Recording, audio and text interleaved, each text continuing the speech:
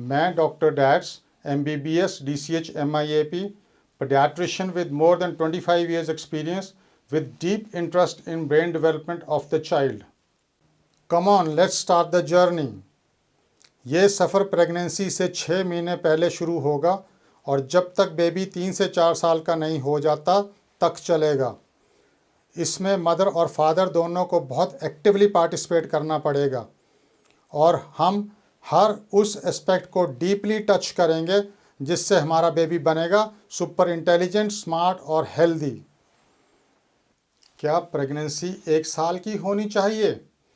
इस सीरीज़ का आज ये तीसरा पार्ट है और अगर आपने पहले 2 पार्ट नहीं देखे हैं तो कृपया उन्हें देख लें, तभी आपको पूरा कॉन्सेप्ट समझ आएगा। तो आज हम किस एस्पेक्ट पर चर्चा करेंगे वो है कि यूट्रस में बेबी काफ़ी टाइटली फिट होता है और ख़ासकर डिलीवरी के लास्ट डेज़ में। इस टाइम पर बेबी को चारों तरफ से कुछ ना कुछ सपोर्ट मिलता रहता है और जब बेबी का बर्थ हो जाता है तो शुरू के 3-4 महीने तक, यानी कि जिसे हम 4th ट्राइमेस्टर भी कहते हैं, में बेबी ऐसा ही इन्वायरमेंट चाहता है और अगर ना मिले तो अनसिक्योर्ड फील करता है और एक्सेसिव क्राई भी करता है। तो इसको हम दूर करते हैं लपेट कर और इसको स्वेडलिंग भी बोलते हैं। तो हम बेबी को ख़ास तरीके से लपेटते हैं जिसे डूडू रैप भी कहते हैं। इस तरह से बेबी को रैप करना ज़्यादा इफ़ेक्टिव होता है और इसमें बेबी ज़्यादा सिक्योर फील करता है। तो पहले समझ लेते हैं कि बेबी को कैसे लपेटें।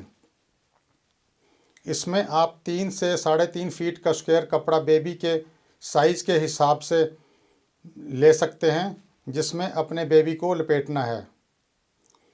मौसम के अनुसार यानी कि समर्स में बिल्कुल पतला कॉटनिश कपड़ा लें और विंटर्स में थिक सॉफ्ट कॉटन या वार्म वुलन क्लॉथ ले सकते हैं। इस कपड़े को डायमंड शेप में बिछा दें और ऊपरले एंड को कपड़े के सेंटर में ले आएं। अब इस पर बेबी को लटा दें और ये नोट करें कि बेबी का जो नेक रीजन है वो कपड़े के ऊपरले फोल्ड पर हो। इसके बाद आपने बेबी का राइट साइड और आपका लेफ़्ट साइड वाला छोर पकड़ना है और उसके बेबी के राइट शोल्डर से और उसकी आर्म को बॉडी के साथ स्ट्रेट रखते हुए उसकी लेफ़्ट आर्म के नीचे से ले जाकर हल्का सा टाइटली उसके बटक्स एरिया में ये कपड़ा पहुंचा देना है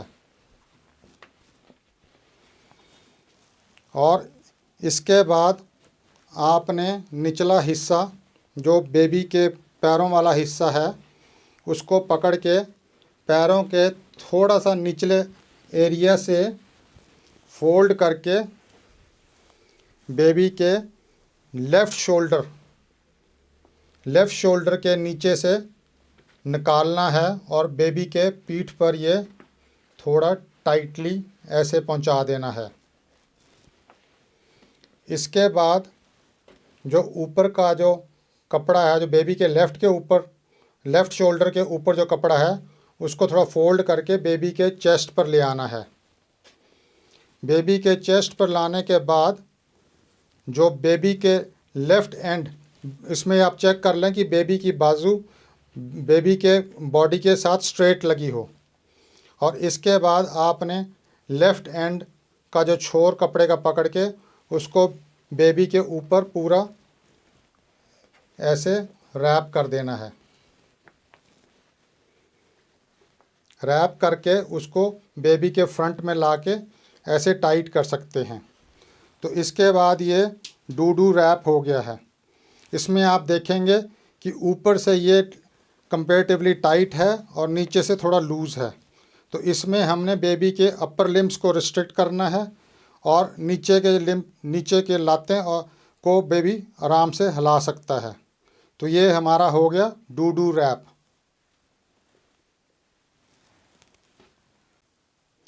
तो इस स्वेडलिंग में किन किन चीज़ों का ध्यान रखना बहुत ज़रूरी है। दोनों आर्म्स बेबी में के साइड में स्ट्रेट हों और बॉडी के साथ लगी हों। इसको आपने टाइटली रैप करना है, बहुत ज़्यादा टाइट भी ना हो कि बेबी अनकंफर्टेबल फील करे और बहुत ज़्यादा लूज़ भी ना हो कि बेबी की आर्म्स की मूवमेंट हो सके, नहीं तो बेबी रैप को ज़्यादा टाइम तक नहीं चलने देगा। तो नोट करें कि इसमें हम बेबी की आर्म्स की मूवमेंट को रिस्ट्रिक्ट करते हैं। बेबी का लोअर पोर्शन थोड़ा लूज़ होना चाहिए, यानी कि लेग्स की मूवमेंट अलाउड है। इसमें बेबी हिप्स और नी जॉइंट्स की मूवमेंट कर सकता है। तो लो, बेबी को लपेटना तो आ गया। अब एक सबसे इम्पॉर्टेंट बात है कि लपेटने के बाद या बिना लपेटे हुए भी बेबी को शुरू में 7 से 8 महीने तक ऑलवेज एंड बैक पर यानी कि पीठ पर ही सुलाएं। नेवर ऑन चेस्ट टमी, या जिसे पेट पर बोलते हैं। पेट पर सुलाने से सिड्स यानी कि सडन इन्फेंट्स डेथ सिंड्रोम का इंसिडेंस बहुत हाई होता है। अब पेरेंट्स को लग रहा होगा कि ऐसा लपेटने से बेबी घुटन महसूस करेगा, तो इसमें बिल्कुल भी सच्चाई नहीं है। बेबी को यूट्रस में टाइट एरिया में रहने की आदत होती है और उल्टा उसे खुले में रखें तो ज़्यादा अनसिक्योर्ड फील करता है।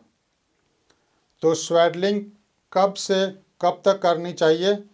इसको बर्थ से पहले दिन से ही शुरू कर सकते हो और 4 से 5 महीने तक कर सकते हो, जब तक बेबी आराम से रोल ओवर नहीं करता और या कपड़े से बार बार बाहर नहीं आ जाता है। अब हम स्वेडलिंग के बारे में कुछ स्पेशल पॉइंट्स डिस्कस कर लेते हैं। काफ़ी पेरेंट्स को ये आउटडेटेड या कहीं रिमोट या पास्ट कल्चर्स में होने वाला सिस्टम लग रहा होगा, यानी कि not for present modern times. तो मैं यहाँ पर क्लियर कर देता हूँ कि ये ऑस्ट्रेलियन सिड्स प्रिवेंशन प्रोग्राम के तहत अमेरिकन एकेडमी ऑफ पीडियाट्रिक्स और कई ऑर्गेनाइजेशंस ने रिकमेंड किया हुआ है। इसको करने से बेबी को बैक पर सुलाने से सडन इन्फेंट डेथ सिंड्रोम के कारण जो बेबीज़ की डेथ्स हो जाती थी में भारी कमी आई है। स्वेडलिंग करने से बेबी के एक्सेसिव क्राई के एपिसोड्स बहुत कम हो जाते हैं। बेबी का स्लीप टाइम भी बढ़ जाता है, जिससे कि मदर को भी मच रिक्वायर्ड रेस्ट मिल जाती है। इसके कारण मदर्स में डिलीवरी के बाद होने वाला डिप्रेशन भी कम हो जाता है और इसके कारण बेबीज़ के मैन हैंडलिंग के केसेस भी कम हो जाते हैं, क्योंकि बेबी के एक्सेसिव क्राई के एपिसोड्स कम हो जाते हैं। क्योंकि बेबी का स्लीप टाइम बढ़ जाता है तो इससे बेबी के वेकिंग टाइम में भी ज़्यादा प्लेफुल और एक्टिव होता है और इस टाइम को आप प्रॉपरली यूज़ कर सकते हो बेबी के साथ इंटरेक्शन करने के लिए, जिससे हमारा बेबी बनेगा सुपर इंटेलिजेंट। तो बेबी को लपेटो और इससे बेबी होगा खुश, और अगर बेबी हो गया खुश तो हम सारे हो जाएंगे खुश। अब इस कड़ी का अगला इम्पॉर्टेंट वीडियो देखना ना भूलें। अगर आपको हमारा कंटेंट यूज़फुल लगा है और आप भी अपने बेबी को सुपर इंटेलिजेंट, स्मार्ट और हेल्दी बनाना चाहते हो तो हमारी फैमिली का हिस्सा बनिए। नीचे दिए लिंक को दबाकर डिटेल्स भरिए। चैनल को सब्सक्राइब करें तथा फ्रेंड्स के साथ भी शेयर करें। मेमी मेमी पैपा पैपा, मेरे खातिर इस चैनल को सब्सक्राइब कर दो। Thank you meme. Thank you, Papa.